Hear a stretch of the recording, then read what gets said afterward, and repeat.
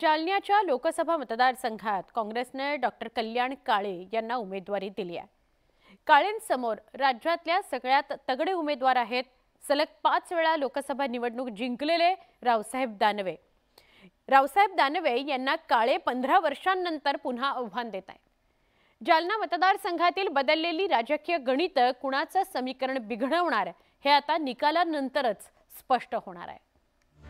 रावसाहेब दानवेंनी सलग 6व्यांदा जालना लोकसभा मतदारसंघातून निवडणुकीकरता शड्डू ठोकलाय। 2019 मध्ये झालेल्या लोकसभा निवडणुकीत रावसाहेब दानवेंनी काँग्रेसचे विलास औताडे यांचा पराभव केला होता। रावसाहेब दानवेंमुळे जालना लोकसभा हा भाजपचा बालेकिल्ला बनलाय। रावसाहेब दानवेंनी 1999 मध्ये पहिल्यांदा लोकसभा निवडणूक जिंकली।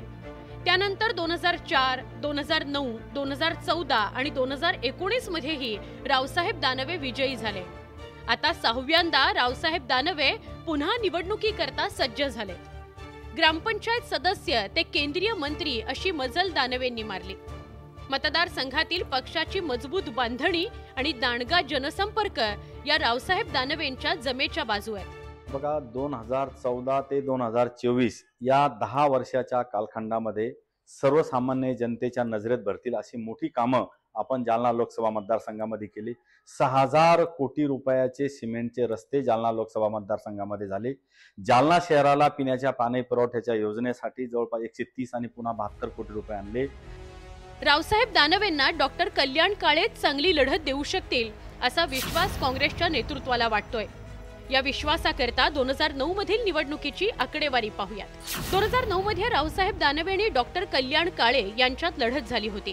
त्यावेळी रावसाहेब दानवेंना 3,50,710 मतं मिळाली होती, तर डॉक्टर कल्याण काळेंना 3,42,228 मतं मिळाली होती।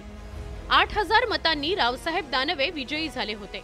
2009 मध्ये जशी टफ फाईट झाली होती तशीच फाईट यंदाही होईल असा विश्वास काँग्रेसच्या नेत्यांनी व्यक्त केलाय।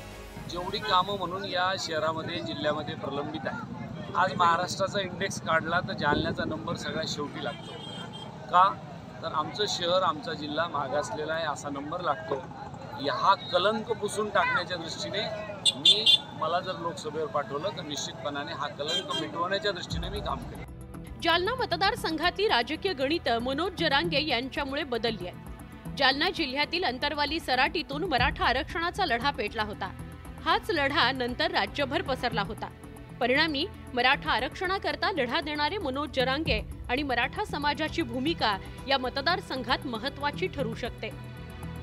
आज या निवडणुकीमध्ये भारतीय जनता पार्टी असेल किंवा मराठी समाजाचे प्रस्थापित नेते असतील यांना धडा शिकवल्याशिवाय मराठा समाज स्वस्थ बसणार नाही। मराठा समाजाची ही खंत आज आम्ही मतपेटीवरून व्यक्त करणार आहोत।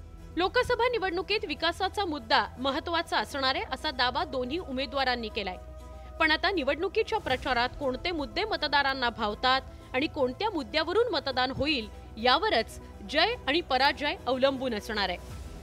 जालन्याहून रवी जयस्वालसह ब्युरो रिपोर्ट, न्यूज 18 लोकमत।